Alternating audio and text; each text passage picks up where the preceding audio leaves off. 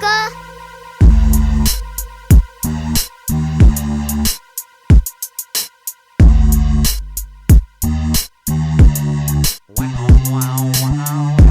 Father's Day. Happy Father's Day. Happy motherfucking Father's Day. Motherfucker. Father's Day. What, motherfucker? Father's Day. Happy Father's Day. Hey. Starting it off strong. Hey, it is... Shit, I don't even know what the date is today. The 21st, June 21st, 2015. Yes, sir. You're listening to the smooth sounds of the CaveCast. Is it the first day of summer, or was that yesterday? It feels like it's been for a couple weeks. I don't know. This is episode 50, the big 5-0, the bicentennial. Is that what we figured out? What'd you call it? The half centennial or something. I don't know. The half I meant century. to. I knew what I was talking about. I was just joking. I mean, I was gonna say serious. bicentennial, but he bisexual. beat me to it. Bisexual and tennial. Oh man. I am. So yeah, it's episode 50. We're halfway to 100. That's kind of cool. Yeah. I'm happy we're sticking with it. But it's Father's Day, and so we just wanted to say a quick happy Father's Day to all of you live beat dads. Huh? Has that one been said before? Huh. And I'm sure you single moms out there that are taking care of a kid all on your own. Yeah, my favorite one is Happy Father's Day to you too. the moms that are also dads. Yes. So yeah, it's kind of been thinking. It just kind of dawned on me. We had a friend stop by last night, and kind of had a conversation with him a little bit later.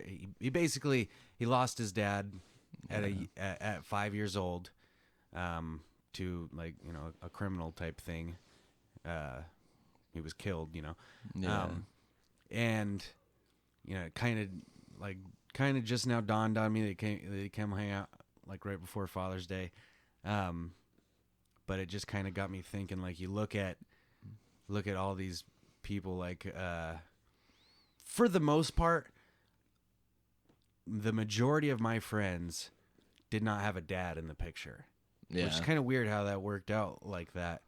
But a whole lot of my friends didn't have a dad in the picture. And so, like Marcus said, a big shout out to the moms that are also dads. For sure. And even the mothers that are the dads, because the dads are the moms. Even though where they celebrate your day's coming, girl dads and girl or dads. whatever. You got Mother's Day in I'm May. so confused. I know, sorry, I just had to take it there. We'll get you some fucking roses or something. Back on track.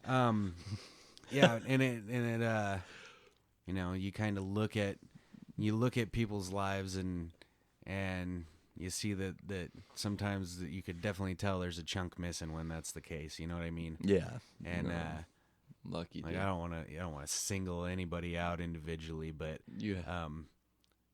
but you could see that there's something gone, and so I just kind of want to give the male presence, a very large and heartfelt thanks to my dad because I had one. No, I'm just no, my dad is like, I don't know if a lot of people say this, but just because it's their dad, but I really think my dad is one of the most morally sound people that I know, and I think I was very lucky for that.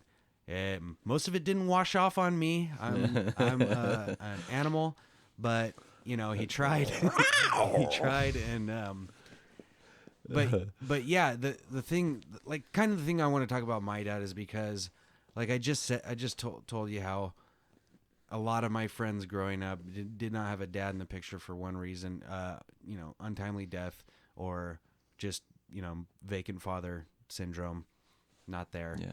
And my dad kind of stepped up big when we were all kids because he sort of became like a father figure in all of these young kids' lives that didn't have anybody like that. And I think added a large part of a moral compass. Not saying moms don't give you a moral compass, but that's why there's a male and a female influence. They're different. They're way different. And you get different things from, the mom and the dad. There's stuff that the moms can give that the dads can't, and then, some stuff that the dads, and the moms try. It's just the way it's science, cocksucker. But yeah, my dad, he was there for all these guys, and it took away from a lot of the love I feel like he could have given me, but no, but it's just it takes us. That's just this special kind of guy that it takes to see a vacancy and try to help fill it. You know what I mean? And so a lot of times it's just being a friend. At times, they don't. They just, you can tell when kids want. They gravitate towards certain people. And your dad sounded like he was, one of those type of parents that, your friend, they felt comfortable around him. He made him feel, like and he cool also, that's why I grew into the person I did of, calling my friends out when I feel like they need, to be told that they're kind of fucking up or something, like be honest with somebody, and just sort of. Look what me and Mom made for you. Oh my gosh! Look at that. Jesus. Look, I wrote for you. What does that say there? Oh, from Darian? No, I like Danny from there. That's very nice. Thank you very much, buddy. Mom did that and I did that. That's very beautiful. I like. Thank you. Hey, say thank you to Mom too. She helped I too. will. Do you want to say hi to the people on the CaveCast? Yeah. Hi. That's it? You got nothing else to say? Boom boom boom boom boom. Boom boom boom boom boom. Thank you very much. I'm going to hang it up on the wall. Okay. But make sure it doesn't get dirty. I will. Okay. Wow. Timing is everything. So sorry about that. We're on the subject of this kind of thing. Well, my girlfriend, as I think most people know, that Darian is my girlfriend's kid that's been on the CaveCast, that does the intro and everything like that. And we've been together for over a year, and Darian's been around for most of that time. Well, they just made me a Happy Danny's Day card. Right on. A huge one. Jeez, I should have hit pause. I feel like I'm emotional now. The funny's coming, folks. It'll come back. I'm actually gonna go beat both of them for interrupting what I'm doing in here. Yeah, funny. So, well, that's really cool. Yeah, it is. So I forgot where we were at basically, but big shout out to my dad for, even like my friends aside, for being there for me my whole life. I've fucked up quite a few times, and I never really felt like I was out to sea when I was, and that's kind of, I think, the best thing you could do for your kid, really, like to instill that it's never completely hopeless, I guess, when shit gets dark. Well, yeah, that's one thing. Is in to not. I mean, there's a whole thing to not giving up too. Like your parents, like your dad, and that seems to come from a dad's type of. Well, with me at least, I didn't really have. I don't know. I don't really have anything to say that. I thought I had a lot more, but I don't know. I'm drawing a blank right now for some reason. Well, yeah, it's a big part, and my dad deserves more than what I'm giving him right now. No, really, like what do you mean? I'm just blank in my head. Oh. Oh, you mean giving him on the CaveCast? Yeah, yeah. No, Well, I see, haven't really, one thing I always noticed about your dad was you guys do have that similar sort of like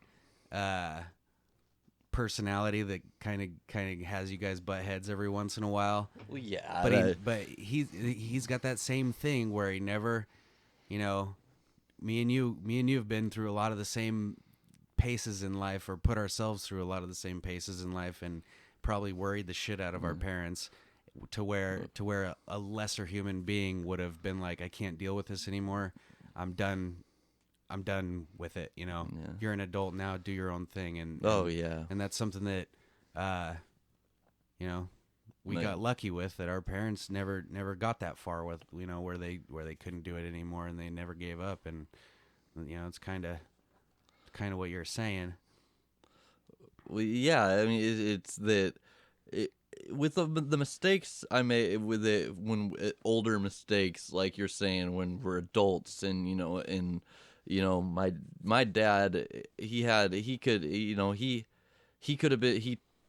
he went through rough parts of his life, right? To whereas he knew how to talk with me about it, and I sort of pushed him away from just talking about it. You know, I didn't want to talk about it, and it was frustrating to him, but he, you know, like, it didn't stop him from trying to, you know, be that person that to talk to me and say, hey, keep fuck trying, it, keep trying. I know you're getting pissed at me right now. But you know, like, what I'm saying makes sense. You know, I know what I'm talking about, and he was right. You know, it's very true. I just didn't want to hear it because I knew it, and it's something that would be frustrating with him, is that, like, he get frustrating because he's trying to help me, and I'm blowing him off like nothing, you know. And he kept trying. He'd still talk to me, even though I'd say, like, fuck, I don't need to, you know, you don't know me. Well, blah, and me blah, and blah. you just kind of talked about that sort of a thing, where it's a different storyline, you know. But me and you, who have, you know, gone through drug addictions and stuff like that, we feel that we have, from putting ourselves through that and going through that, we feel that we have an extra knowledge that we could help somebody in the beginning stages of that, help them straighten it out beforehand.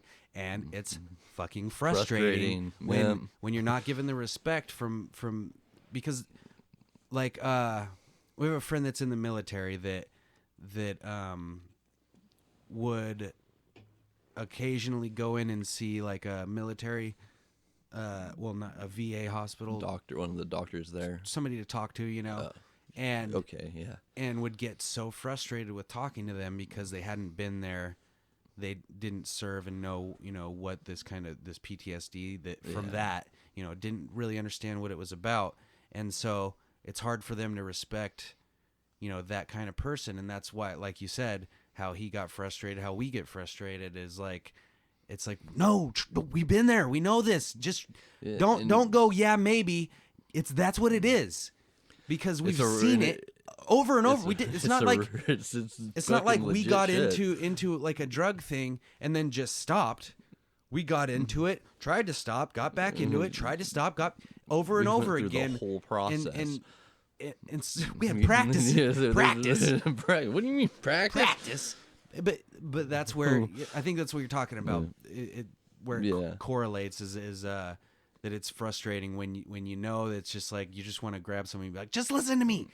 I know, just listen. And I saw that growing up with my dad too, where you know, I always got the someday you'll understand. Fuck you, you don't understand. You know what I mean? Like, and then eventually, like, along with my 2-year theory, every 2 years I feel like a different person. I also feel like looking back, oh, remember when your dad told you this and you called bullshit on it? Well, now look at you now. He was pretty spot on. Yeah. Pretty damn close to it, at least. And you know, there's generational divides. So, you know, if parenting was figured out to a T, there'd be one book on it. There'd be the Parenting Bible, and that would be what it is. Yeah. So it's like nobody being perfect, which makes the world beautiful, is also gonna, you know, you're gonna make mistakes.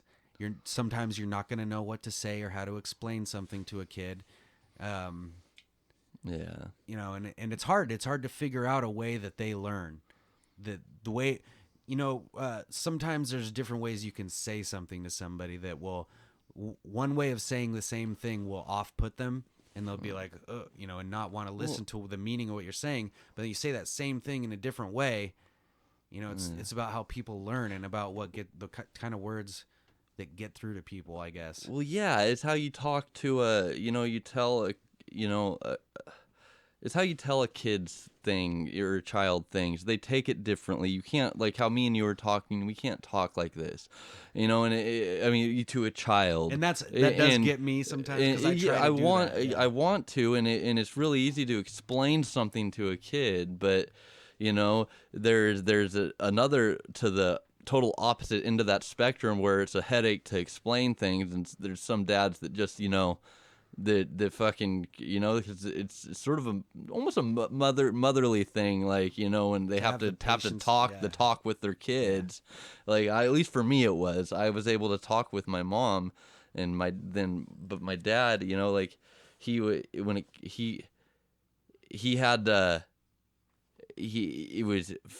to talk like a friend all the time, and it was like it was hard because that's what that's the relationship that me and my dad were best buds, Right. Like we came to every one of my sports games and all that, but he never tried. He never shut down completely, like when he couldn't talk to me or like he didn't know exactly what to do necessarily. Yeah. He still, tried, and another, like he, with his girlfriends that came around, he just, it was never something that we never felt like there was a weird, like, we were competing for time with him. Like we were, when we went over on the weekends. When that's clear cut. It was very clear cut. Like, and you can see, and that's what we would go stay in motels sometimes because it would just be too much over the apartment. And he would, he'd explain those situations to us, like, so he never did it wrong. Like, and that's for that type of craziness going on, he always did good. He always did. So, there's, and that is the stuff that you end up having to deal with, where, like that kind of, because your parents were in their 20s.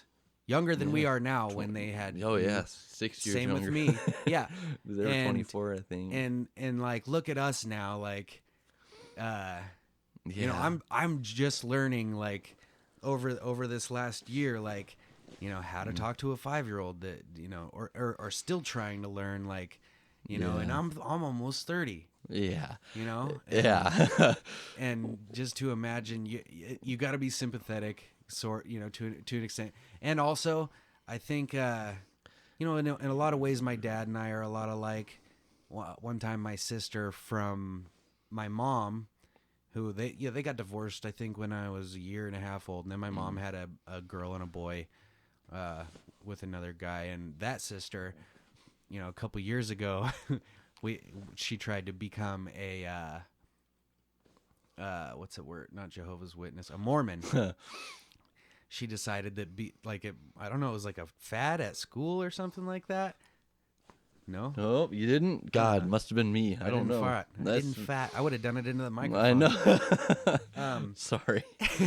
But my sister, she tried to become a Mormon, and I came back to town, and I hear this, and I'm like, oh God. And then so we end up going to dinner, and I of course I like, so what's up? What's up with this? Like, why do you think this? And why do you, and she just got so frustrated with me, and she just looks at my mom and she just goes, "Why is he like this?" and my mom goes, who I've never heard such insight come from my mom. She goes, "Well, he's just like his dad. Keep in mind they've been divorced for 25 years at this point or something." She goes, "Well, he's just like his dad. He's very analytical, and he looks at these arguments like he's he's a scientist or something." I forget exactly what. Like there are points to yeah, and There are points and to be made. I'd never really thought of it that way, and it kind of annoyed me because it's like you're just excusing off like what I'm trying to say here, why this is wrong and why she can't tell me why it's right, you know. And but that was, you know, obviously where it came from because my mom had to deal with it before I was born, and it must have been passed along to you. Why I love my girlfriend so much is because, you know, I've always argued the same way. And I know it's infuriating the way I do. I don't think I'm unfair or anything like that, but I also know that it can be infuriating. And she not only rolls with it, like of course she gets mad at me, you know, sometimes when I do that, you know, sometimes I just need to shut the fuck up and talk about it later, but but she always surprises me by either, you know, saying I made a good point or calmly telling me, you know, where she thought I was wrong after the fact. You know, we both got heated before, but we're able to talk about it afterwards. And that was never a thing before. There was always resentment held against me for you know, some reason or another by past girlfriends. And but I'm a lot like my dad, and then I look back at how frustrating it was with him sometimes, because I thought I was a goddamn genius when I was 14. And so, you know, remembering back at how frustrated he got, and also remembering back at how wrong I was in most cases. And but that's the same thing. Long story to get to where I was trying to go is this kind of the same thing with your dad, where you have to have a little sympathy for him because he's having to look at part of himself and argue with it, and it kind of is just like, you know, man, think about arguing just like if you had a self like multiplier, if you instead of Billy Crystal or whoever who was in Multiplicity, it was Batman, Michael Keaton. Yeah, Michael Keaton. You know, if you had two of yourselves and then but just the copy turned out to be a Dodgers fan or something. God, just one wire got crossed. Well, there you go. Now, but you guys argue the same and everything like that. Like, just think about we'd have to wait till the end of the season every year. I feel like only one would there can be just one. Fucking Duncan MacLeod, your clone. Fucking Duncan MacLeod, that was the name. Yeah, I don't know where that was. That was quick. I was like, that I registered that slick hair with the ponytail. Yeah, he was so fucking cool. He had the katana. I could probably get into that show again. I could probably start watching that show again. The movies too. The movies were good. I never watched the movies. I only got the show. So I guess, you know, fucking big ups to all the dads. All the parents in general, but deal with a lot. I mean, it's the fuck you moms because it's the dad's day. You get your own dad's day. You already got yours this year. Jesus, stop trying to take the day from the dads. Everybody that's got a kid that makes you proud every once in a while, pat yourself on the back because that's your doing, and you're doing a good job. If you know, to all you deadbeats, dads out there, you need to step your game up. Step it up, or just fucking leave so a better person can handle it and realize you're a piece of shit, I guess. Yeah, that's, because I've seen it either way. The worst thing you can be is a shit parent toward a kid. Yeah. Because that kid has an option to use. You're like a supervillain to become that person. You're like a supervillain. You're making a bad change on the future. Mm-hmm. You're taking the how things evolve, the path. You're making that path go the wrong way. It just the kid has a 50-50 chance at this point. Yeah. With one good parent, and a bad parent. If you have two bad parents, God forbid. But yeah. Let's just not go on to that depressing trip. Yeah. Because they're out there. Poor. Now, and that kind of brings us smoothly into the next thing. This Dylan Roof guy that went into and this is what we're talking about, where like if you are having an effect on that guy's fucking racist ass dad, made that. That's why he turned out the way he did. It's like fucking Terminator where going back in time to change a little thing so something really bad happens. So if anybody who doesn't know, who's not following any alternative news, which you should, if you are following regular news, go fuck your mother. Because stop. That stands for Fox News, CSNBC, all of them, NBC, ABC. My dick in your ass. No, it's not. Any bunch of letters that you can MDIYA. BBC International. Check that out. It might have something for you. Yes, anything American corporation around. Get on Twitter and find your alternative news, Sputnik News and the Free Thought Project. You will find that these people cover stuff very thoroughly. Even HuffPo does a pretty good job. They do, but it's just I just can't jump on their bandwagon yet. I mean, they fuck up. There are some fuck ups at times. But they don't do their research. So if you are that slug that lives in a place where no light grows and your eyes are milky white, this guy Dylan Roof was it South Carolina? Yeah, Charleston, South Carolina. Who his friend said he told him he'd was planning a mass shooting. I'm sure the dude said the N-word 60 times a day. He said it enough. Yeah. And South Carolina. And all his friends. This is what his friends say. Happened in America. Yeah, this is what his friends say. He was soft spoken, but he was a proud conservative and Southerner. Which you could stop right there. Yeah, exactly. That dude says the N-word a lot. Well, he's 21 years old or 22? 21. Yeah, I'm not sure on exact age on this. This young kid that whoever in his past started him on this path. Just was a gigantic racist, walked into one of the most historical black churches in America. It was founded on the memory of one of the first black people to organize a slave revolt. Throughout time, this church has been attacked multiple times. Yeah. This isn't the first time something like this has happened there. But it's because it's just an historically black church. Now, was it on the? It was on the anniversary of some. Was it the church explosion that killed the 3 little girls? I'm not sure on that. I don't remember. Yeah, let's not spread. Falsisms here. But I know is you never listened to that, did you? That Jon Stewart thing on my. No, I didn't. Okay. We could play it. Well, after when we get to it, I think we should listen to it because it has some of the information that I have is from what he said, and it's nice to hear somebody on that level speak. Like where we are as a country, and the firewall that's put or the smoke screen that's put up for everyone that thinks that we're living in some fucking fantasy, fucking free utopia, where we live in a place where 9 black people, 9 African Americans were killed in their church because of a racist white man. A boy. A child. It's a boy, yeah, because white man, 21, that's...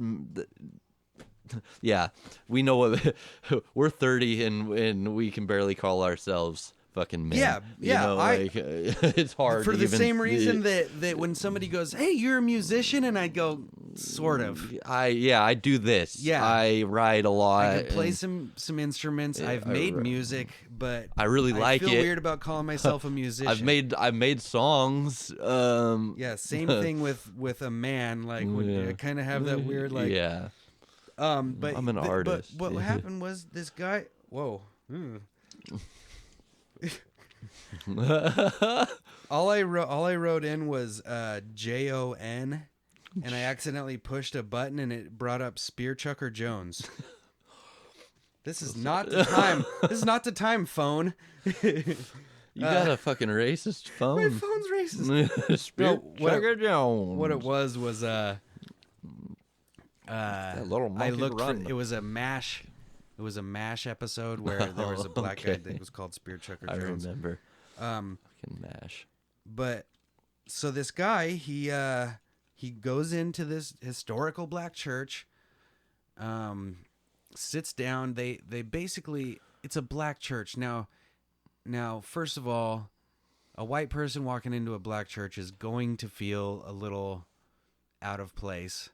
Well, from the looks, you're gonna be they're gonna stick out. I mean, but these people brought him into their prayer group. He sat down and prayed with them. Accepted him. Yeah, with no, no qualms. And then he gets up and reportedly says, "You are raping all of our women, and you are ruining this country. I'm gonna kill everybody in here except for one of you." Which I don't. The story all hasn't come out yet, but to tell the story. I guess somebody just to Genghis witness it. Khan, fucking evil, like it's horrible. That's actually is. I mean, that's sinister evil in somebody. Yeah. And I want you to report this. So he ended up killing 9 of the 11 people. A 5-year-old and a elderly woman were spared, but reports say that the grandma of the little girl got on top of the little girl and pretended to be dead. Trying to protect the daughter, which it worked, and that right there, this whole thing is fucking like movie-esque level crazy. But that is fucking heroism, like to a T. Like that's the stuff that you don't think is real that you see in movies. Like, that would never be clear. It's the people think, and when you just have a split decision to act, people don't always make the wrong decision. They make the right one. And, she saved that little girl's life. The trauma that is going to, that poor girl's going to have to, go through. Well, in this day and age, like you said, that girl is going to have to grow up with the memory of some fucking racist ass white dude walking into a sacred place, for as much qualms as I have with the religion itself, a church is still, why when people are just going in to pray, it's a peaceful thing, and have positive thoughts about people. That's all it was. They weren't sacrificing. It wasn't a sermon. It wasn't. They were going in to pray, whether for themselves or most likely for other people. That's what people pray for. The type of Christians that I know that would go in on like a Wednesday or Tuesday night or whatever just for a prayer circle are the type of Christians that I think everyone should be like. I kind of got into a little bit of a not much because this lady at work, the really nice Italian lady that she I it was an offhand joke about because God was something, and I just made an offhand, not even thinking about it really, and she just goes, as I'm walking out, she goes, "Danny," and like turn around and she goes, "What if you're wrong?" And coming from Patsy, it comes, oh shit, 30. I didn't say it. Whatever. That's fine, right? Yeah, it's fine. Coming from her, who is the sweetest woman that one of the sweetest women I know. It hits you kind of like your grandma saying something to you, but immediately I was just like, I'm not going to be wrong because I'm withholding my judgment on anything until I get there. Exactly. And how can I be wrong if I'm saying that I don't know? I don't know how you argue with that logic. I think that logic is infallible. I don't need it. I don't need it to live my life to know. And that's how everyone should be, because if you're going through saying that you're lying to yourself and you are lying to everybody else. Yeah. And the most you can say is there's the people that say that I have faith, that's how it is, the word faith, and which is overused so much, and I know I overuse it, but it is a, call it faith, call it hope, call it a fucking shot in the dark. If anybody listens to Fred Durst as much as they should for fucking spiritual advice, you do have to have faith. You gotta have faith. I'm gonna have faith.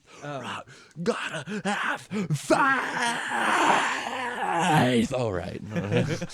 Okay, I didn't want to turn this into a religion thing. So let's, Okay. it just takes that little option. This is a horrible fucking act of cruelty against humanity thing. Yeah. Okay.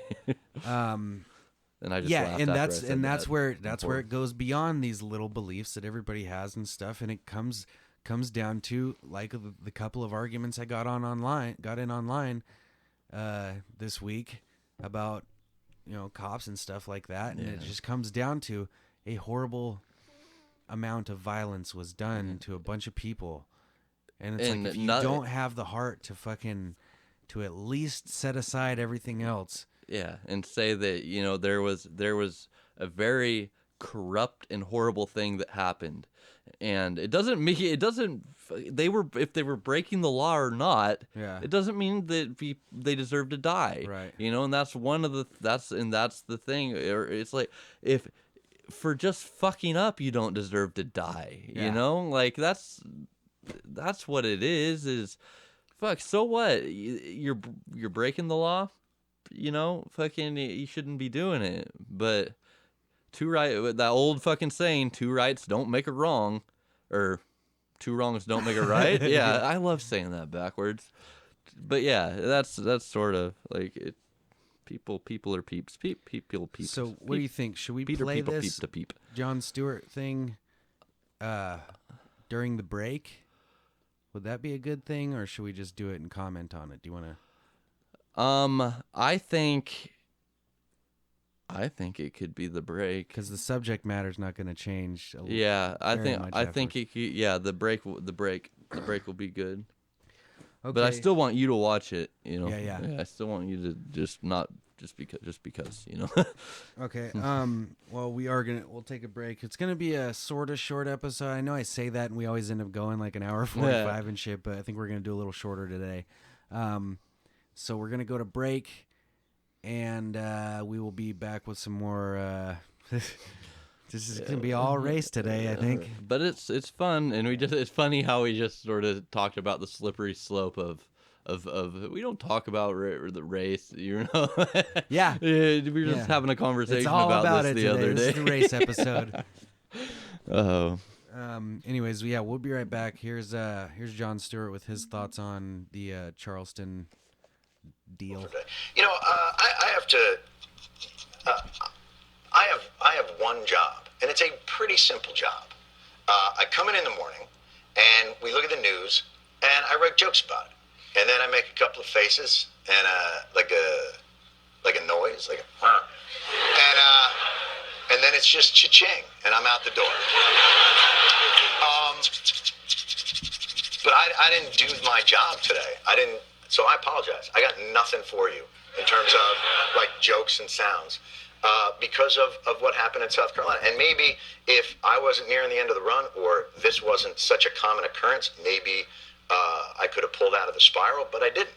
And so I honestly have nothing other than just sadness, once again, that we have to peer into the abyss of the depraved violence that we do to each other in the nexus of a just gaping racial wound that will not heal, yet we pretend doesn't exist.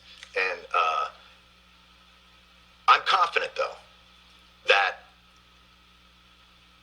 by acknowledging it, by staring into that and seeing it for what it is, we still won't do jack.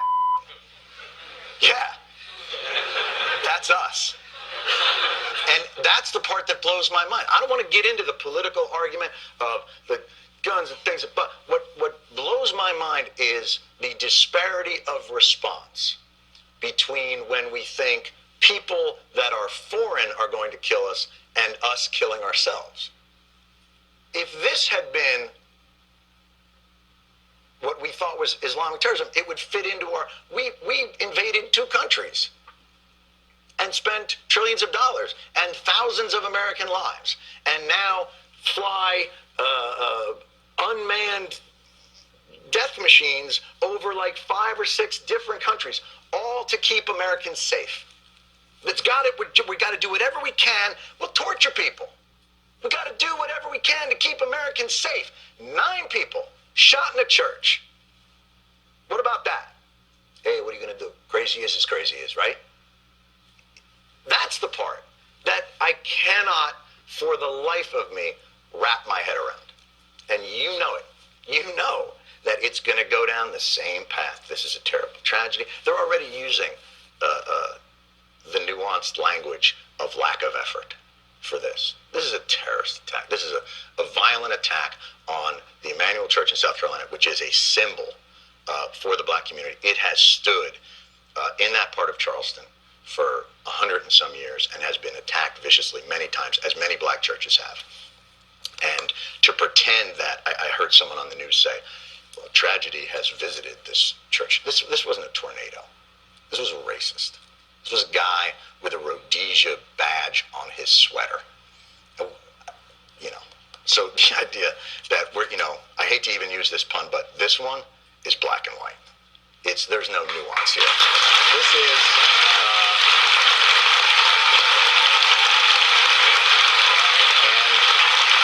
and we're gonna keep pretending like, I don't get it. What happened? This one guy lost his mind. But we are steeped in that culture in this country, and we refuse to recognize it. And I cannot believe how hard people are working to discount it. In South Carolina, the roads that black people drive on are named for Confederate generals who fought to keep black people from being able to drive freely on that road. That's insanity. That's racial wallpaper. That's you can't allow that. You know, 9 people were shot in a black church by a white guy who hated them, who wanted to start some kind of civil war. The Confederate flag flies over South Carolina, and the roads are named for Confederate generals. And the white guy's the one who feels like his country's being taken away from him. We're bringing it on ourselves. And that's the thing. Al-Qaeda, all those guys, ISIS, they're not compared to the damage that we can apparently do to ourselves on a regular basis. So our guest tonight is an incredible person who suffered unspeakable violence by extremists, and her perseverance and determination through that to continue on is an incredible inspiration. And to be quite honest with you, I don't think there's anyone else in the world I would rather talk to tonight than Malala, so that's what we're going to do. And sorry about no jokes. Oh, that was sudden. Usually we have some music to fade out and go back into. We're back on the CaveCast. Let me go into my screenshotted photos here. I hope you guys listened to that. Yeah, I guess we should talk about that. That was fucking as put together as it could be. It came out good. And I've always liked Jon Stewart. I have this inner thing to anybody that calls himself a staunch Democrat or Republican. I kind of But Jon Stewart's always seemed to be pretty fair, and you don't see a lot of people on either side calling him out for shit. You know. Yeah, which is good, but I think that goes to, like you were saying before, about what happened at work with the. What if you're wrong statement. Oh, yeah. It's if you answer that correct question the best you can answer that question. Yeah. And I think he informs the best way to inform without, and his humor, but he's not off base, he doesn't just dig up stuff that's not true. Hang on a second, let me Oh. God damn it! I'm so terrible. I thought I was just sitting there waiting for you to respond to what I was saying. We had a brief technical difficulty there, but Jon Stewart, yeah. One. All right, whatever. It was right at the beginning. Home runs. It's like a second break. So, kind of leads us into our next thing we're going to talk about. And I know that if we talk about like Facebook community stuff too much, it gets corny. Yeah. Sort of. I mean, the way technology's going. But this is an important thing because important and something I've never personally seen on Facebook until the other night. So growing up in Douglas County, Oregon, when people outside of Oregon think of Oregon, they think of Eugene and Portland. Liberal motherfucker. And Yeah, just liberal exactly, state. Yeah, you know? yeah. We had a Democrat governor or whatever. We might very well be a red state. Like, you know, It's like, close, yeah. Yeah. So people don't get what these small towns of Oregon are all about. And from what I could see, and until you go to those towns of Eugene and Portland and stuff, it's pretty much all conservative everywhere else. Yeah, And Albany, you know, that area, that's conservative. Yeah. That was a conservative area. It seemed, at least. And we've all heard the stories from our black friends of moving here and having the N-word shouted at them Out freaking car windows, you know, just sitting at Albertsons. Yeah. You know, And- Albertsons. And from our point of view, like, you know, neither one of our parents ever had any inkling of any sort of racism or anything. I don't think my dad likes Eskimos. Eskimo peeps. I don't know. You know, but Just some obscure. My dad doesn't like kiwis. He just hates a kiwi. they're too hairy. It's God damn, that took me way out. The grandparents and most people have a grandparent, and that's When we get to they get to the racist stuff, but it's sort of maybe on my mom's side a little bit. Here it's, you know, when we were younger, to me it seemed acceptable, like that they were like that. Yeah. You know? Oh, those are just the old people. those are the old He people. shits himself and says the N-word. You know, I had grandparents telling me that the KKK they did good deeds for people really? back in the day, and we had, you know, one of our, I don't know what it was in our family, but he was one of the members, and they took care of families that needed help, white families that needed help, obviously. Right. But they would take care of the white community, but it still doesn't make up for the fucking parties they'd have in the freaking forest. Yeah. Parties, yeah. The lynchings. Was that your first like overt racist thing you'd ever heard? Or? That wasn't really. I guess it was racist because she was trying to justify. Yeah, I guess it, I wouldn't you say know? overtly. It was. But It was just. there. It was one of those like. I see there. Yeah, there's a seed there. Yeah. You know that, and I remember my mom would tell me, yeah, your grandpa's not so bad, but you know, your granny, maybe there's something there. She'd be really if they came around. She'd be really nice. Your granny's like, yeah, your grandpa's an N-word lover. Jesus Christ, I'm sorry. Anyways, she would be overly nice. Yeah. You know, that overly nice old lady to the black, and they Right. just know this lady fucking hates Yeah. me. Like, But anyways, that's what we grew up in, sort of. yeah, Me, at least. I'm trying to think of. I don't really know when the first like overtly racist thing popped into my people think like that. Her like, grandpa told a watermelon joke. You know, like fuck.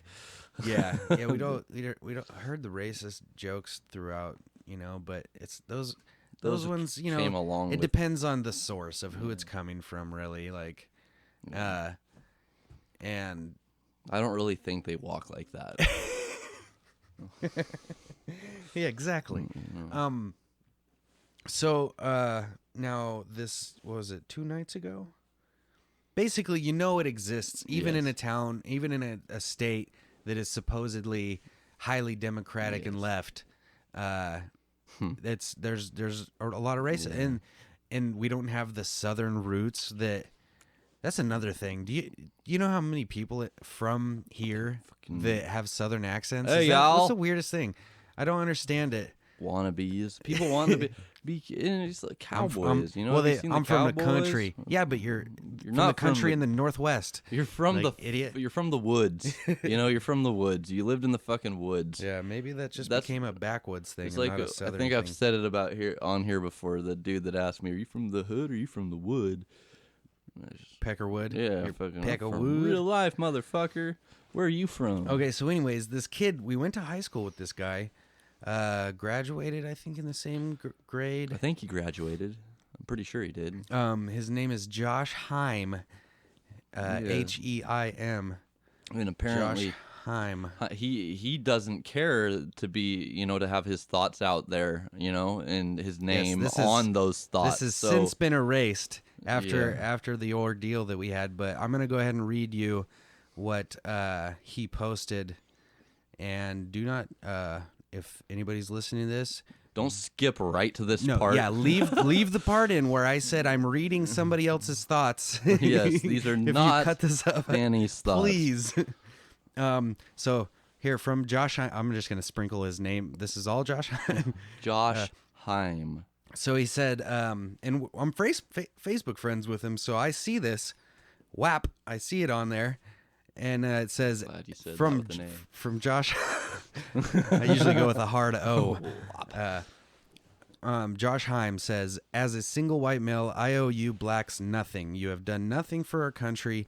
You've done nothing for anything besides being a nuisance and another number. This is the kind of guy we're dealing with. And another number in our prison system, Josh Heim. So wake the fuck up and stop acting like monkeys and start acting like human beings, and you might get some respect from other races. I don't owe you, and I will never tell you anything. My ancestors were far before me, but now in the United States, we are a bunch of mixed races. We need to start acting like it and join up and be as one. One, stop ahead, stop the bitching, and stop the niggerism. Yeah. Josh Heim. I love how he sprinkled in we need to be as one. Yeah, Right exactly. after this whole racist tirade. But this is No this is periods, something that right? just made the jaw drop. Yeah, it's horrible grammar. God. Horrible grammar. We went to the same high school. Yes. Yeah. Which just shows you that whatever your stupid fucking parents, Josh Heim, didn't care enough to make sure you learned how to use grammar and punctuation. Grammar, and obviously not how to fucking treat people. And it's kind of weird that it happens on this week with this Charleston shooting. I don't know if it was related or not. I'm guessing, you know. That, you know, here's hypothetical here. What I could have happened. I feel because we haven't sprinkled the backstory in on him yet with his girlfriend. No. Oh yeah. So he. You know, I think there's something to do with his girlfriend or something, and he's in a bad state. He's single right now. And apparently getting hammered. And getting hammered, red-faced fucking hammered. And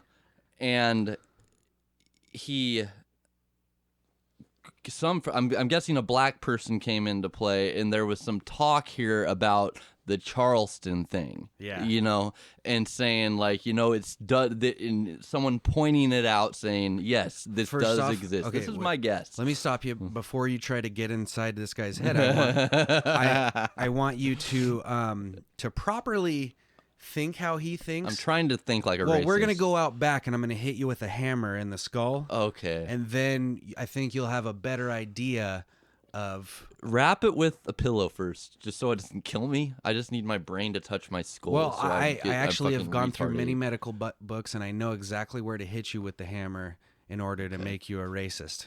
Okay.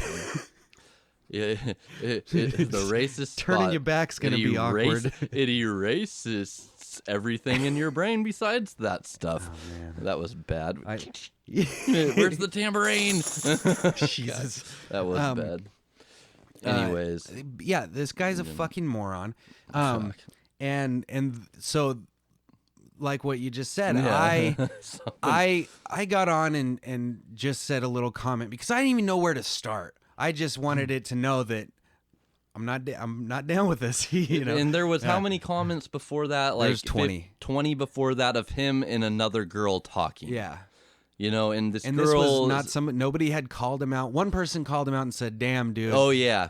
We might not be in good terms the next time I see you." And another guy we went to school with Yeah, that sort of said took the sort of the same peaceful thing, route, but but yeah. it was... May Buddha have blessings yeah. on your racist soul or something like yeah. that.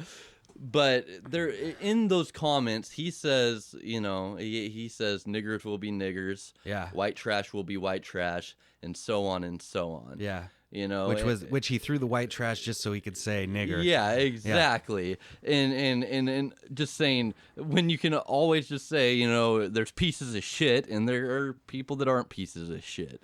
It's that simple. And he did use it 3 times. You know, that's excessive. So I come in after reading this, and I just go, Marcus, pause the game, because I think we were playing Madden. Yeah, right? we were trying to. I said, pause this right now. Yeah, it's been rough. The Madden's been rough. 2 and 4. I said, pause this right now. Sorry for all the hard P's in a row just there. I said, pause this right now. You have to read this. And I had been shocked, and I had just wrote like basically like, oh, this is what, you know, this is what your fucking Democratic state of Oregon produces. Yuck. Yeah, this is fucking disgusting. Yeah. And it's funny, we went through the parents thing first at the beginning of this, and we've come to this where, you know, we've evolved into a... Josh Heim got those ideas from somewhere. He didn't just come up with that. And what you were talking about before, so I start going on his page, and I'm looking at stuff, and there's a video titled "Why They're Called Niggers," I believe. I saw that one. And there was some lady, they had a video of some homeless black lady screaming about how she wanted money or something like that, which doesn't qualify as a... I don't know. I didn't watch the video, but I just... Yeah, she said, "Josh Heim, give me money." Yeah. Because your parents... No. Reparations. Yeah. And so I go back and I see like a few comments before. It's, "Well, I'm single now. Does anybody want to go on a date?" And then so I'm thinking like, all right, this is where the drinking started. Like okay. And so here's the story as I am going to make it up for you right now with the information that I have. So, Josh Heim. How it happened, people. Here we go. Josh Heim wakes up Friday morning with a hangover, as usual. He actually has to pull the 3 fingers out of his asshole that he left there the night before. His own fingers, by the way. That was his first thought. Yeah, and so he does that, sees that his fingers are brown, remembers how much he hates brown skin, washes his hands immediately while calling himself racial epithets. And at that time, the brown reminded him of his newly found singleness. Yeah, well, we'll get to that. Oh, yes. It's your story. So he wakes up. Not mine. He wakes up, cleans his hand off, gets that new ruddy, alcoholic, rosacea skin shining in the sunlight, only to come out to the kitchen and realize that it seems kind of empty in this house. And upon the counter, where normally there would be, you know, some eggs being made for breakfast by his dutiful little white girlfriend, and there's no eggs being made, but there are pictures. Oh, I thought there was an empty bottle. There are pictures of Josh Heim's ex-girlfriend with as many black dicks in her mouth as she could possibly fit, which is 4. Just 4. Okay. She's a very blessed woman, and they weren't very blessed black men. And they were just normal. So Josh sees this, and he goes to the HRD in the cupboard, because that's what a respectable white man would be drinking. And he takes a couple shots, looks at him again, masturbates to them, and because there's some things that he's not really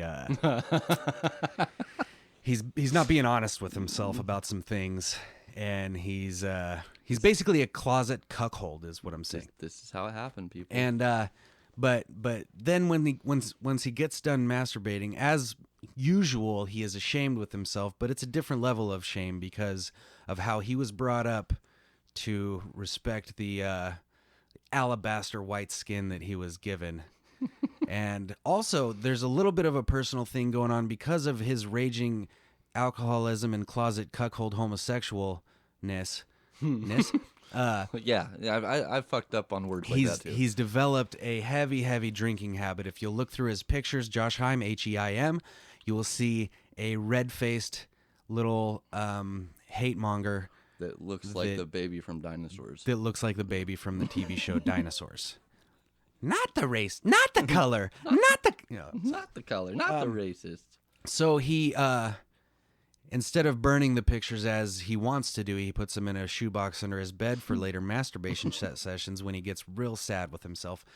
And then once that bottle of HRD's gone, he goes to some Milwaukee's Best and goes out, maybe works on his motorcycle a little bit, and finishes off a good 12-pack and comes in and decides to get on Facebook. It's the right time? Yes. He's about to start a fucking revolution, man. So Josh Heim, Heim, comes in with his usual red face, drunk as a skunk, gets on Facebook to rally his white counterparts into this frothing racial frenzy because he's got some stuff on his mind that he wants to say.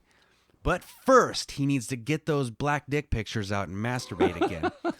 Okay. So while he's picturing those black dicks in his own mouth and furiously masturbating, don't play this for your kids, folks. Yeah, the Father's Day portion of the CaveCast is over, by the way. It was over. Feverishly masturbating, black dicks in his mouth. Where was I? Okay, so he gets on Facebook and decides he wants to start a revolution against these strapping black gentlemen that his girlfriend willingly left him for.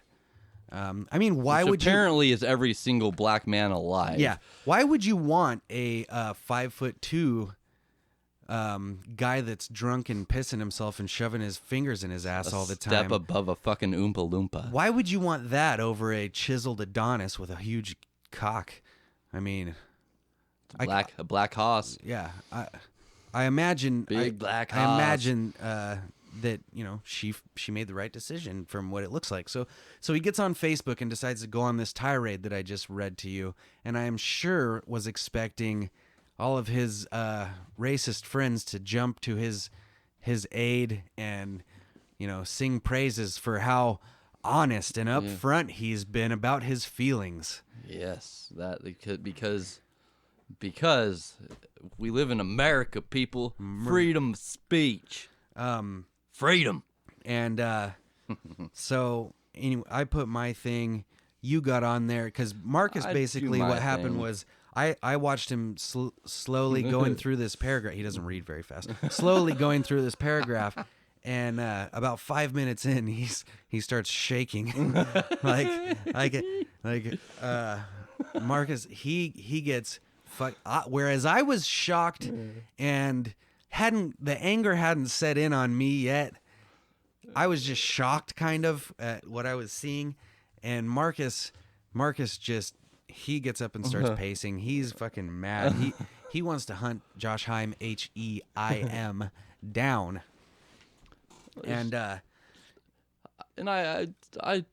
think I'd seen some stuff that sort of towed the line of racism before on his page. Really? Not like horror. Just those people that. It was conservatives hardcore. That just, Well, he was really proud of his conservative and Southern heritage. God, they don't state the other side of it. They'll go and they'll look up a fucking some black guy's killing a white girl, 15 fucking years ago and posting a meme about it on fucking Facebook, Does this look like your son, Obama? Yeah. Hey, people are dead. Let's not try to push political agendas. Let's fucking feel for the families of these people that just fucking died. No, I don't owe you black shit. So Marcus That's gets on. That's fucking ridiculous. Marcus gets on and gives him the old what for, just basically telling him, dude, you fucked up. For this. This is garbage. your statements come across racist because of your hateful, really, because of your hateful tone, and it's negative and unnecessary. You took the high road. Yeah. And he says, I suggest you delete this so you could save some face. Now, my guess here is that after the third time of masturbating to black dick pictures for the day, he went to sleep. He passed out, hammered, drunk. And saved no face. Yeah. Got that whole fist up his asshole.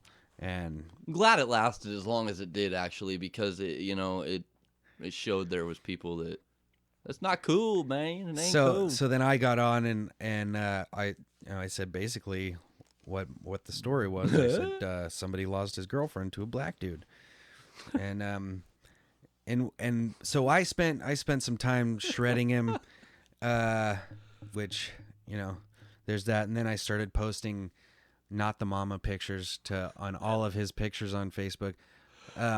But then other people joined in, and it kept getting bigger and bigger, and he ended up with 50 something comments on this thing. Oh yeah, and he has black friends on his friends list. Apparently, because they came out. they our buddy, who he had to let as him know. he said, is a single black male. I don't recall asking you for shit. Yeah, and so it turned into a thing that kind of made us both proud that it didn't work out how I think he was expecting it, and he was shamed for freedom of speech. People can have their opinion. Yeah, you can. That's fine. But now we know. You better be prepared to own up to your now opinion. We know the kind of I want everybody to say exactly what they believe, because then we know it makes it that much easier to distinguish the fucking closeted cuckold red-faced little fucking nothings from the actual real decent people. And because there really is. I mean, just to ignorantly hate somebody is stupid. It's stupid. It's like why a whole group of people, a whole race of people, like for no reason. And really, I mean, if I were to get beat up by a black guy, I'm gonna have a problem with him. That guy that beat me up, I'm not gonna go like fuck you fucking blah blah blahs, That's what gets me, or whatever, I don't. Flavor Flav is not the spokesperson for the entire race. People are individuals. Everyone is their own person. So to say that all Republicans are the same is a stupid statement. To say actually no. Well, Ron Paul ran as a Republican. Exactly. My dad is a Republican. Just saying everybody, who you are isn't on paper. Yeah. Who you are is who you show to, people, and, who you are is who you're going to be in your darkest times. What? What did I just say? No, I don't know what I just said. I couldn't make sense of it in my own head. Basically, who you are is going to show through eventually. And that's who you're going to be judged on. I was letting you save it. You did it. I like it. Yeah. So this dumb cunt, and let me just tell you right now, you're a dumb cunt, Josh Heim. I'm gonna go ahead and blame part of this on your parents. Your mom's a dumb cunt. Your dad probably also likes watching your mom get pounded by black dudes. Because the apple doesn't fall far from the burning cross. Yeah, right. The apple doesn't fall far from burning cross. The flaming wood doesn't fall far from the burning cross. Flaming wood, the cuckolding wood. Okay, should have just left that one at a couple of references, Danny. Just let it go. Lowercase t. Anyways, so that's really all. We just kind of wanted to bring that to some people's attention and know that Josh Heim is a fucking racist piece of shit. That not only did he not stand behind himself because he woke up in the morning and deleted all that shit. Guess who's got screenshots? Yeah. But you know, basically, right before we okay, go ahead. I was gonna say is, you know, there still was some face to be saved for him if he had taken, you know, a high road on this after he erased it and stated, you know, but it would have to be a heartfelt apology too. It would have to be a serious fucking real deal. People are gonna look right through your fake ass apology. Yeah. So, you know, there was a hope in my mind that maybe he fucking got it. Hey. Yeah. I'm deleted from his friends list. I can't post this on there. Oh, let's see if I am. Yeah. Well, I was gonna post the screenshot onto his Facebook so people wouldn't forget that he's a racist cocksucker. We'll never forget. And apparently we're not friends anymore. I don't understand. Why would he do such a thing? Oh, what a guy, you know? Like, he just couldn't take the have a fucking pair of nuts. Oh, that really hit me home. Have a fucking have a nutsack on yourself and use it. And fucking don't either if you feel like an idiot for what you said, get on there and fucking put an apology out to the people that you fucking offended, which is everybody, for this shit, and then try to become a better person. Yeah, try realize to fucking you were wrong. Try to open your mind up and realize the reason your fucking life is falling apart is because you're a filthy fucking sloppy drunk. Oh, that's another thing that we got. We're not done on this subject yet. I just realized. Just because you're a fucking sloppy drunk, your fucking woman left you because of that reason, and now you do this, which you've lost a lot, probably most of the acquaintances, I guess I should say, that you had left. Yeah, acquaintances. Yeah, that's a good word. Because of this. Now, try to get better. Either. Try to get better. Yeah, we all are not friends, I guess, anymore. So I guess this is how I get to you. I was gonna tag him in everything. Fuck. Somebody's got to tag. We'll find somebody that's friends with him that can tag him in this shit. Oh yeah, he'll see this shit. Like we tag his friends. Yeah. So y'all find his parents. I'll find his parents on Facebook and tag them. But that's the thing is fucking use it as an eye opener. Say your heartfelt apology and mean that shit. If you don't, kill yourself. If you wake up and you still feel that same way, but you don't have the fucking guts to keep it on your page and see what the fucking damage that you've wrought on yourself, if you don't have the fucking balls to do that, then fucking die. You know, you're an idiot. You're a nothing to this society. The way that you think is gone. It's done. Like the same reason that fucking Christians don't accept that you can throw rocks at people anymore to kill them for doing some inconsequential shit. People don't fucking feel that. No.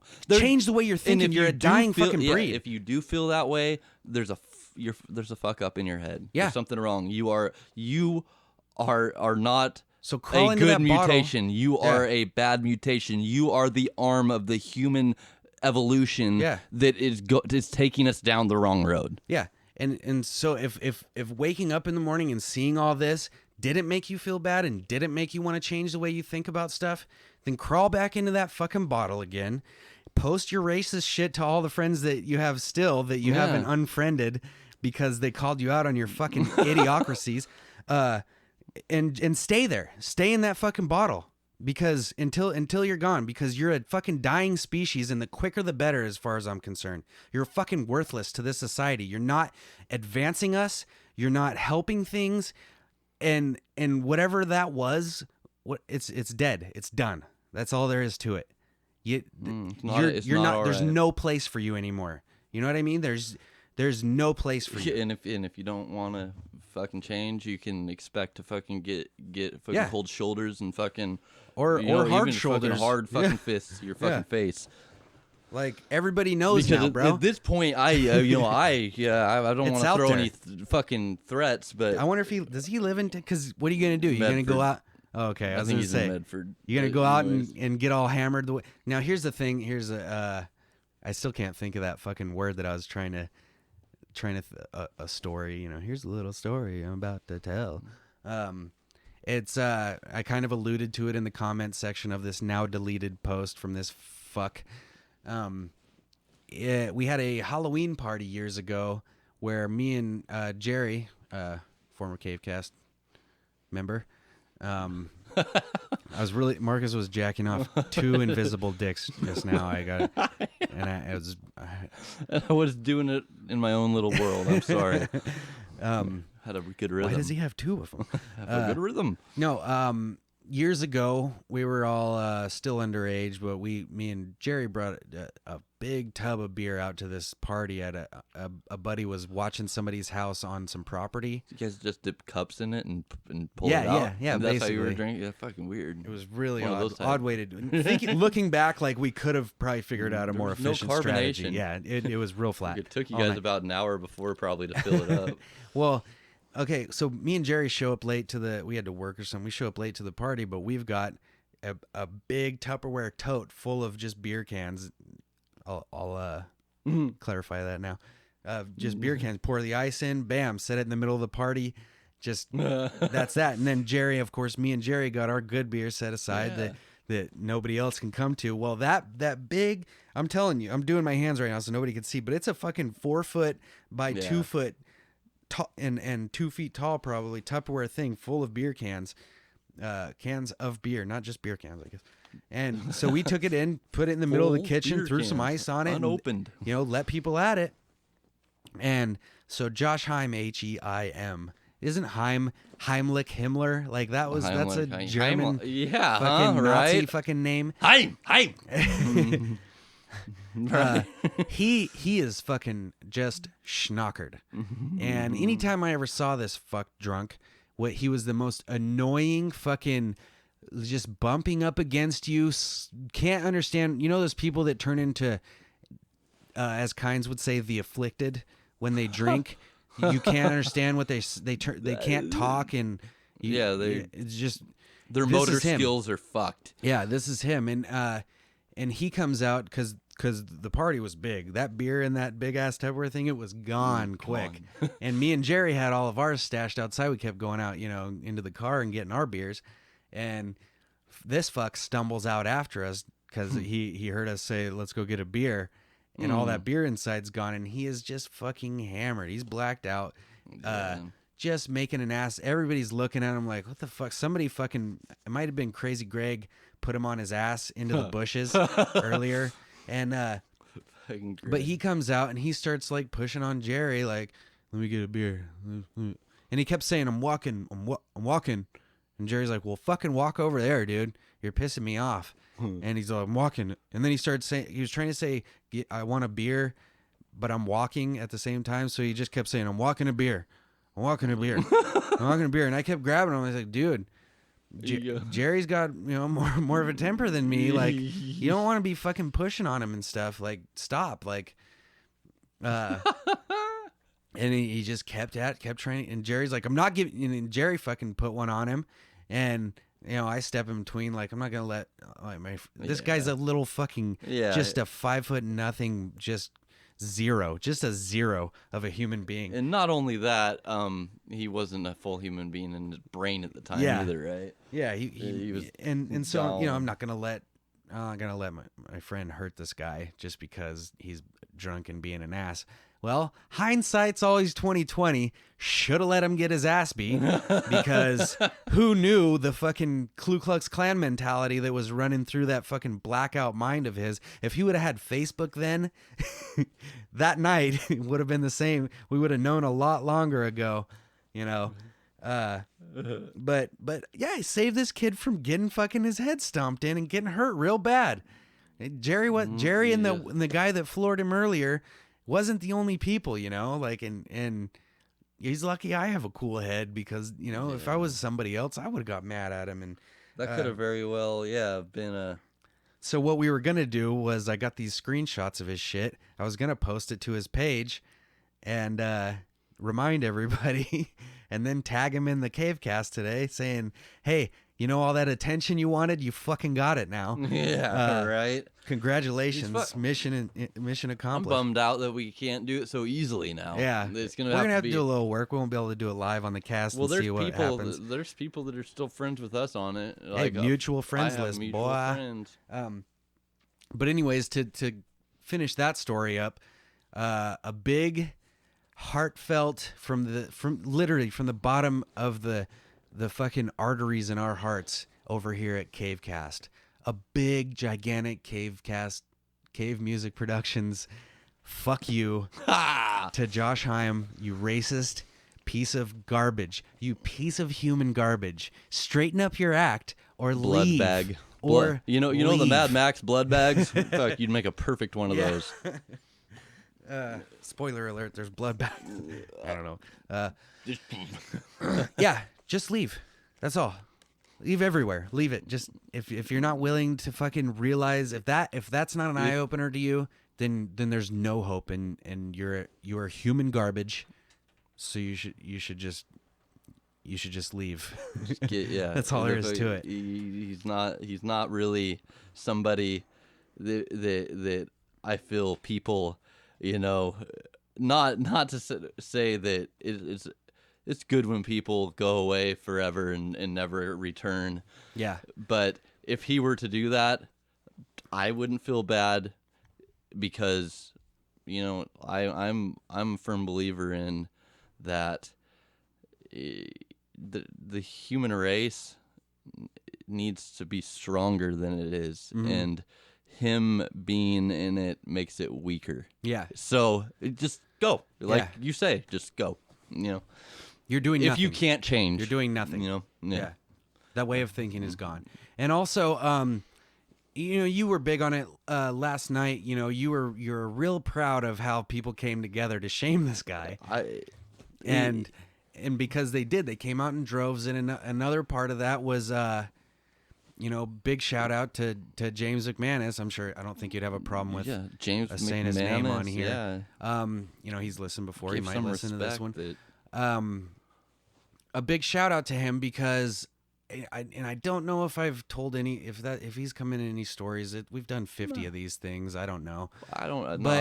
But me and this guy stories, James, we were in high school and junior high, kind of like sworn enemies. Like if I had anybody that was a sworn enemy in high school, it was James. And and he came, and it's fucking 12 years ago. You know what I mean? So it shouldn't still be there. It's not really, or anything. But it wasn't but he resolved. came out and gave it. Yeah, it's never been But he came out and and gave us a big ups for kind of what we did, which we got on and typed and made and shamed and made jokes, which it just was cool that it all came together. I don't think it's anything huge we did, but it just was cool. It's something I do on a regular basis. Yeah. I see something I don't like. It's cool to see a positive reaction from it. And so, but anyways, I guess I should thank Josh Hyam because it almost seemed like an official, even though we didn't mention anything, because there's no point to it. Yeah. It's been so long. We're different. We're all different people. Yeah. But it almost seemed like a fucking metaphorical burying of the hatchet, where we were on a common ground, and could say that was really cool. And I thank James for the kind words that he messaged to me about this CaveCast and about us. And big ups. That takes a bigger human being to I'm sure he wasn't a big fan of mine for lots of years. It takes very hard thing to do. Yeah, is to bury a hatchet. And so there was good I felt that came out of this showing us how big of a piece of garbage he is. It showed to me. It showed what we could be is a human race. If we couldn't be that. We could be the people that come together to fight against something. Yeah, and shame these people into a corner. not attacking the weak in the corner. Not all attacking the weak. It just so happened that the piece of garbage was somebody who thinks weak. they're strong. Yeah, somebody who thinks they're strong and putting them in their place. Yeah. It's not taking a fucking Caitlyn Jenner and fucking and smearing her all over the internet. I mean, it's whatever. The only reason that was a deal was because fucking people made it a deal. Yeah, and that's why. Fucking this shit right here. This was people coming together and going, hey, it wasn't cool.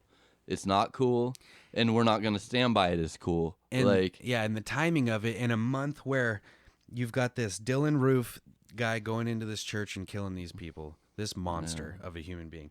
And then you've got this guy, James Boulware, another white guy who drove an armored fucking van to the police department in Dallas and shot up the police department, left pipe bombs and shit. I didn't hear about that. You didn't hear about that? Nah. This guy, this Crazy week. white. No wonder I didn't hear about it. Just a crazy white guy. Yeah, he's a crazy white guy. Wasn't a crazy black guy. He wasn't a terrorist. He was just mentally ill and soft-spoken and quite. Yeah. It wasn't terrorism. I don't know how anybody can argue. Like the Jon Stewart thing. It's just Terror. like, stop Do you saying feel there's no terror? racism here. There most definitely is. It is Hands alive down. and well. It's not and an argument. And it's sneaky too. It comes from your Facebook friends that you went to high school with, and you grew up in the same place, and you have these differing opinions, like worlds apart of differing opinions. That's racism, and it's there, and it's there, and it's there, and it's there, and then these white guys that go on these killing sprees or try to go on killing sprees, they're mentally ill. They're not thugs. Here's one. What did their parents do wrong? You know, like that's the one you hear. Like they let them listen to the wrong type of music. No, if it's white guys, they're mentally ill, or it's the parents or something. If it's black people, it's society. It's the culture. You know what I mean? Like that. Well, their parents should have did a better job of raising them. Yeah. Well, I guess that goes everywhere. It's just an easy excuse. I could say that to any anyway. parents in the world. Every parent should wish made that mistake. Yeah, exactly. It's like fuck. Yeah, and then there was the other one, Robert Doggart. I forget who he was, but he was planning. They found, I think, emails and stuff of him planning to do a massacre on the Muslim community in New York. That was this last 2 weeks ago or something like that. I didn't hear about that either on mainstream news. Yeah, it's weird, again. right?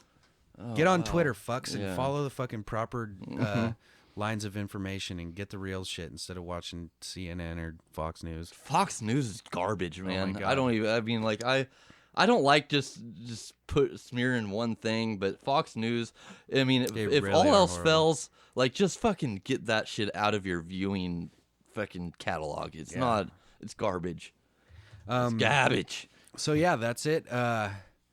That's pretty much. I think we covered that. This has been a very racial episode. Like we've done nothing but talk about race. A good week to talk about it, Now- and it's a good. We can't always, like Jon Stewart said, Yeah. can't always be funny all the time. I have been making funny faces this entire time, but you're not reacting to them at all. So, Well, I was ejaculating yeah, my two invisible. I call them peepees. Yeah, big ups to Anthony, Mikey, James, Troxel, big ups to Big Trox. Anybody, Scott Huckins, Scooby Dooby, or whatever his name is. Moscato. Yeah, Scott Moscato Huckins. yeah, big ups to everybody coming out on that thing and not just watching it and going, oh, that guy. Yeah. You know, big ups for saying something and shaming this guy into deleting that shit. And you know, it did, even though it wasn't much on the grand scale of things, it still made me proud of my friends and and Cheatwood or Cheat that no one has an idea. she's a woman. Who Yeah, cares about her opinion? Right, you know, this isn't a black and I white had to get issue. I had to get offensive on This something. isn't a I black couldn't and go. white issue, Danny. This is a male and female Well, let's issue. talk about another black and white issue. Kimbo slice fought Frank Ken Shamrock this weekend. Pun sort and no of. pun intended. Yeah, we're on the MMA stuff now. That's all for the serious. I just tried to double leg like Ken did, Oh my god. and I didn't do anything. So we just watched this Kimbo slice Ken Shamrock fight, and I am a big fan of Kimbo. I like listening to him talk. He makes me laugh, and Time to fight. you know I don't know. I like him. I Yeah. don't have a problem with him. He seems like a good guy. He's got garbage MMA skills, but He making that money. So there's 91 years between these two guys stepping into the cage. First off, I want to go over this. Ken Shamrock's entrance was the most, bizarre thing I've ever seen. So Ken Shamrock comes in. No, he doesn't come in. The first person that comes out is Animal from the Legion of Doom wrestling fans. The Road Warriors. LOD, Legion of Doom Road Warrior. Animal comes out, introduces Ken Shamrock, full garb, full wrestling garb, the fucking the spiky fucking Raider fan outfit, the black hole outfit. Yeah, exactly. He comes out. Behind him, there's a girl with a microphone getting down like Jessica Simpson style, lip syncing this song. She's not singing. You could tell. It was obvious. It was horrible. She's lip syncing. She's really bending over and really getting everything out of her soul. And then Shamrock walks out. First of all, doesn't do the snapped thing that he used to do. He doesn't do that. Pissed me off. And then his family walks out behind him with this fucking this old wrestler, Ken Shamrock, some bitch lip syncing, and then like 8 kids, a woman holding a baby, and like 8 more kids come up behind him. I'm like, oh my god, with some the music that the chick's lip syncing. So then Kimbo walks out by himself. Only knock on Kimbo's entrance is it was fucking Drake. It was Drake, yeah. But I thought it was going to start off with AC/DC there for a second. He had the harrow shaved into his chest, which I love. The harrow. If you can't figure that out without me explaining it, go add Josh Heim as a friend. So tell him about Kimbo Slice's harrow. So there's 91 years of age between these two guys, 51 and 40 years old. And it looked every bit of that. Ken Shamrock came out and the worst takedown attempts I've ever seen. He shot on this double leg where he couldn't move. Where you see these guys that mix up their wrestling and MMA really well. It's one fluid motion. You throw a punch maybe, but you're already down grabbing knees and ankles and whatnot. And he bent down for like 2 seconds and then went forward. Realized he couldn't do it, and couldn't. His bones and muscles are not reacting the way they used to. You can tell he can't. He just can't get it out of him. And he took Kimbo down a couple times, and he had Kimbo face down on the mat in a position where I'm gonna say a locked in rear naked choke twice. Yeah, he locked it in twice. Chin, arm under the chin. Hands locked behind the head, everything, and Kimbo just flexed his neck. Kimbo, with all of his fucking jujitsu skills, gets out of this rear naked choke. Ken looks good for 51, but I don't think those muscles are reacting. I told you earlier, I really do think I could beat Ken Shamrock in an MMA fight. Yeah, he's not. Definitely not. And he couldn't fucking lift Kimbo. He couldn't move him. So he gave all he had on that rear naked choke attempt, got up, didn't have much left. Kimbo put it on him and knocked him out in the first round. Game over. Yeah, over. Flip. Yeah. But I thought something was funny that Kimbo was sponsored on the back of his shorts by Dude Wipes. And with 2 40-plus-year-olds in the ring that are trying to knock each other out, it's like somebody's shitting their pants. It's a good thing you got that lifetime supply of Dude Wipes. Somebody's for sure shitting themselves. Fucking Dude Wipes. Yeah, that's awesome. I want to get me some Dude Wipes. I like them. I know you don't. Oh, dude. Oh, yeah. Let's talk. Jesus Christ. I like them. So a miscommunication happens in the house yesterday, where I'm taking a shit and I realize there's no toilet paper underneath the thing. And I'm yelling for, give me some toilet paper out of the closet. There's no toilet paper in the closet. I love how we went from talking about human rights and sticking up for your fellow man to a shit story. So there's no toilet paper, and my girlfriend Kimbo can talk in the middle. Yeah, my girlfriend, she's watching her sister's twin girls, and she's like, "Oh, I got baby wipes." I'm like, "Okay, whatever. I need something." Not a fan at all of wiping my ass with baby wipes. I literally feel like I'm just wet, and like like when you get like Play-Doh kind of wet. And it just like you smear it around and it's just kind of wet, but it's harder to clean. I feel like that's what I'm doing to my asshole. That's understandable completely, because that's what you still feel stuff. Well, that's what you would be if you took a tissue and put water under it and wiped your ass with it. But these things have disinfectant, shit that kills germs, and leaves your asshole feeling fresh, so good, and so not sweaty. See, I don't understand that. Did it evaporate? Because I felt like it left some stuff on there, like liquidy, and then It wasn't sweat. It was nice liquid. I felt it too. How do I you know, though? How do you know? Because the You trust in the disinfectant? Well, because Oh no. No, I squeeze those things out and I see the color of the. Till it comes out clear. Jesus. No, I don't know for sure. I just read the container and it says 99% alcohol or something like that. Maybe not 99% alcohol, but I don't know. It could all be just a fucking facade, anyways. It could as well just be water and soap. Needless to say, I went right down to the store and got some toilet paper.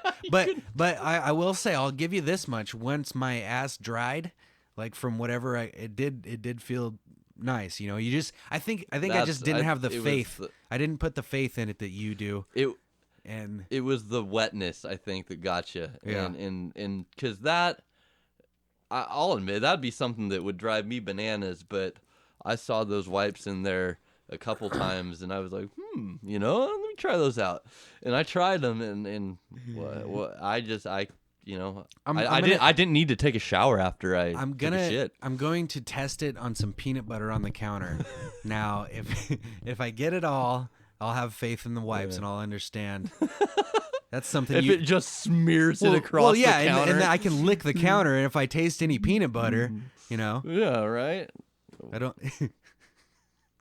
It's peanut butter. It's not shit, so it's cool. Well, I was just thinking of the times when I've licked asses and tasted shit, and I just. Oh, does that happen a lot? No, it doesn't. I just was thinking about what you said, and I gotta ease into it, and if it's impressive the first time, then I'll go back. If you don't take care of that thing, I'm not coming back. I've only licked one ass, so. Me too. Oh no. So. Liked it so much the first time I had to try it again. Well, I guess I've heard to this subject that is actually considered what people have been doing it for a year ever. People have been licking asses forever. As long as people have been having sex, people have been licking asses. They just didn't know. People don't know what to call it. It just went along with eating out. You lick a little bit there and you lick a little bit there. Yeah, front to back. No, what is it? My neck, my crack, my pussy in my crack. That's such a not sexual song. Like crack. It just is like, oh, what's okay? With my pussy in my crack, yeah. So on that note, well, hey, look at that. On that note, the song of the week, Kia. If I would have left it up to you, look, I'm saying, look at that. We talked about an asshole on Facebook, and then we talked about our own assholes, and then we talked about other people's assholes. This was a productive CaveCast. And we're gonna call it on that. I think that's a good, a good topic to end it on. Yeah. I like it. Go follow us on Twitter, or get on Facebook and be friends with us if you've heard this elsewhere. At Danny Admire, at Munkus CMP. I can use some conversation too, people. Yeah, he's kind of send me messages. Just I'm needy like that. Yeah. All right. He'll just be. I mean, and if you want him to come to your house, he'll probably already be there. So, just don't worry. Anyway, and Facebook.com / Cave Music Productions. Go like our page. That would really also help our confidence. And we got some new music that's done. The sun's doing wonders for me, but I need a little bit more. Yeah, we need confidence and vitamin I need D. to get my freaking need to get a song done again. Not the vitamin B that Josh Hyam's ex-girlfriend is getting right now, but vitamin D. Taking that D. Yeah, so I think we already did just to sign off, a big fuck you to Josh Hyam again. Our hearts and minds go out to the family members of all those people in that fucking horrible shooting. It's awful. It needs like this. I feel like just like with the Josh Heim thing, I feel like we should be beyond all of this. I think it's all dead thinking, and I don't understand why there's these stragglers in this society. That's where I think when saying Jon Stewart, where you can't wrap your head around it. I know you could wrap your hand around two of them. Do it all day long. But yeah, it's like it leaves you with no answer. Yeah, and that's the big. It's a question without an answer. Yeah, it's sad. So yeah, our hearts go out, and it's a fucked up thing, and we've got people. We have to move past all this shit. It's dead thinking. It's pointless, and there's no reason for it. It's not helping our society out at all. And also a big happy Father's Day to all you motherfuckers out there. Dad, but no pun intended. Dad, thanks for sticking it to my mom. Mother inseminators. Thank you. Marcus's dad, thanks for sticking it to his mom. Because I wouldn't, not be here. Yeah. Thank you. And, thank you, Dad. I'm glad you did what you did. I won't go into making a story up about our conceptions. I'm done with that. Yeah, I thought about it. But anyways. And that's it. That's the CaveCast. Happy Father's Day. Yeah, happy Father's Day. How many fathers have we had on this CaveCast before? Kynes and my dad. That's it, pretty much. Yep. Oh, big shout out to Kynes from the CaveCast fam. Happy Father's Day. Clary called. And yeah, happy Big birthday, Mike. Happy Big Mike. Happy birthday, Big Mike. Yeah. He said birthday. Happy Father's Day, Big. Just so happens. I was just so excited. Else knows it. I was so excited. Danny called him Big Mike and not Fat Mike. We always take this a little too far. That's it. The song of the day is Tom Waits, "The Sins of My Father," and just like keep the Father's Day theme rolling for the day. And I picked it because Tom Waits is a god, and you need no other explanation than that. So don't ask for one, because if you do, I'm going to send you Josh Heim's way, because you guys should be friends also. The bass god is not Tom Waits. Have a fantastic week. Do not kill anybody. Try not to. Please. That's not too much to ask. Kill anybody, and on a more serious note, try to make somebody's day. Yeah. Your moms, maybe. Tell them we said hi. And that's it for the CaveCast. Have a great week. We fucking love you.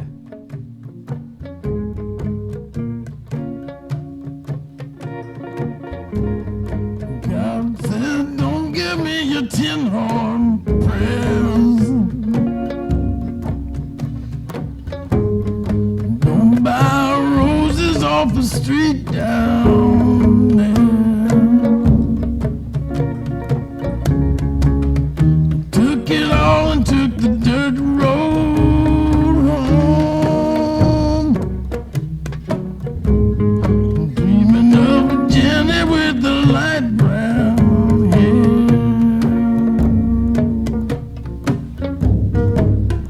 Night is falling like a bloody axe. 1,000 rumors in the wind in my bag. Hand on the wheel and gravel on the road. Where the pawn shop sell me back what I sold. I'm gonna take the sins of my father. I'm gonna take the sins of my mother. I'm gonna take the sins of my brother. Down to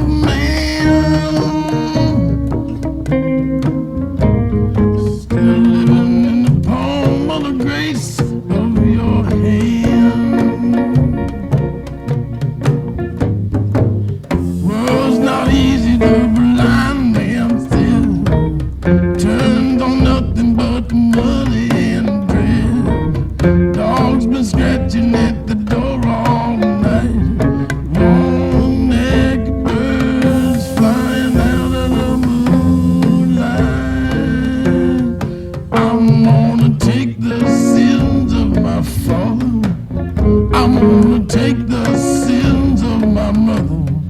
I'm gonna take the sins of my brother down to the pond, down to the pond, smack dab in the middle of a dirty line.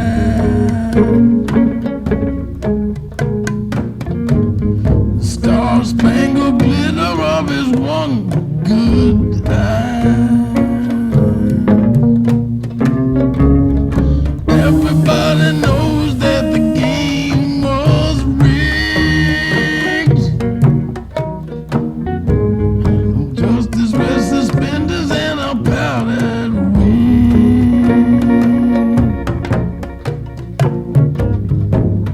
Dark town alley, penny hiding you. Long bell tolling in your Waterloo. Oh baby, what can you do? Does the light of God blind you or lead the way home for you? I'm gonna take the sins of my father, take the sins of my mother. I'm gonna take the sins of my brother down to the pond, down to the pond.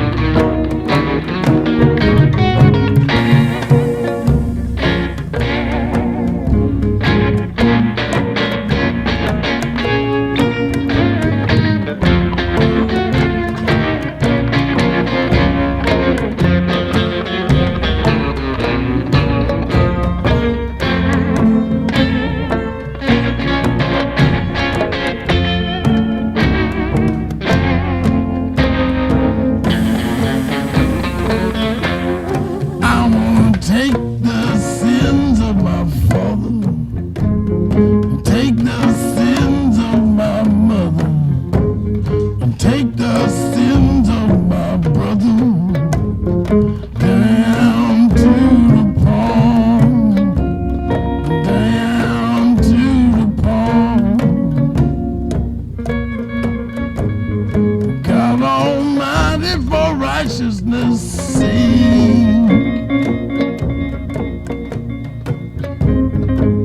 humiliation of our fallen state, written in the book, a two-bold cane,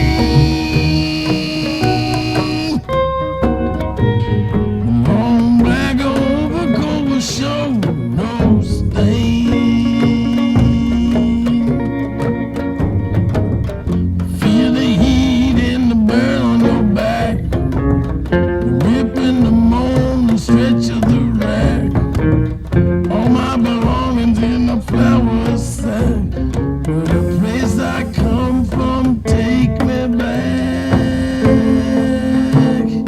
I'm gonna take the sins of my father, take the sins of my mother, and take the sins of my brother down to the pond, down to the pond. Hang me in the morning on a scaffold, yay big. Dance upon nothing to the tie-born jig. Treat you like a puppet when you're under his spell. Oh, heart is a heaven, but the mind is hell. Jesus Mike of the weeds. Was born at this time for a reason, you see. When I'm dead, I'll be dead a long time. The wine's so pleasing and so sublime.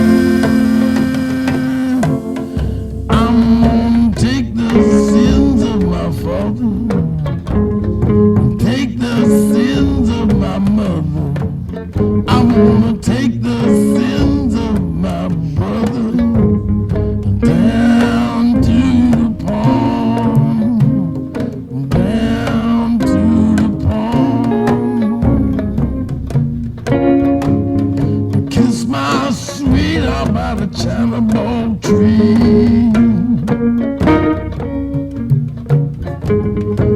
Everything I've done is between God and me.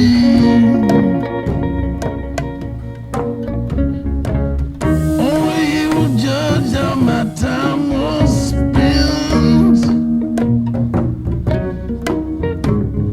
29 days of sinning and 42 repent. The horse is steady, but the horse is blind. Wicked all the branches on the tree of mankind. Roots grow upward and the branches grow down. It's much too late to throw the dice again. I found I'm gonna take the sins of my father, take the sins of my mother. I'm gonna take the sins of my brother down to the pond. I'm gonna wash them. I'm gonna wash them. I'm gonna wash the sins of my father. I'm gonna wash the sins of my mother. Wash the sins of my brother till the water runs clear. Till the water runs clear. Till the water